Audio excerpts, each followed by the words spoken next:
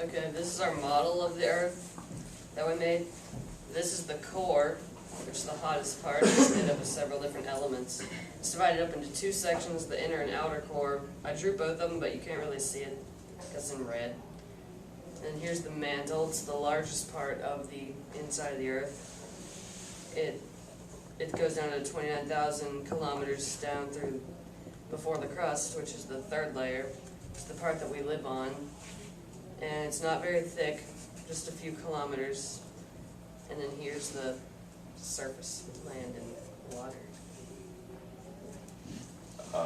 We did a formation of the Earth poster, and the Earth was created from a nebula called gas and dust along with other planets and the Sun around 4.6 billion years ago. In the beginning, the core of the Earth was more hot than it is now, creating multiple eruptions throughout the Earth that were a lot larger than the ones we have now. As I said in the first one, that it was formed 4.6 billion years ago. And after the Earth cooled down a little, the water was allowed to settle and created forms of algae in oceans and lakes. Life couldn't always exist on our planet. I know it's hard to believe, but before, the planet was nothing but a big, hot ball of matter and gas. When life first began, it was mainly plants and single-celled organisms.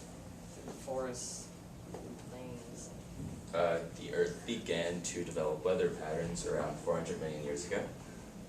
And 65 million years ago, a meteorite hit the Earth and wiped out almost every part of life from it.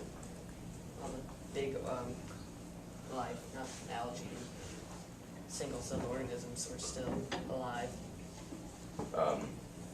After a large meteor hits the Earth, our atmosphere is so great that it keeps in all of the poisonous gases, which is the main killer if a big meteor hits the Earth, causes you suffocate from all the gases that are left behind. Earth is still being formed today through volcanoes and plate tectonics changing the surface of the Earth. The way we live, like building a fire, driving the car, this is all wearing away at the ozone layer of our atmosphere. And if human life continues the way that we are going now, the world will be in danger for several reasons. And here's some pictures. Here's a picture of the inner core, the outer core, the mantle, and the crust. Here's just a picture of the Earth, and here's a picture of it in the beginning.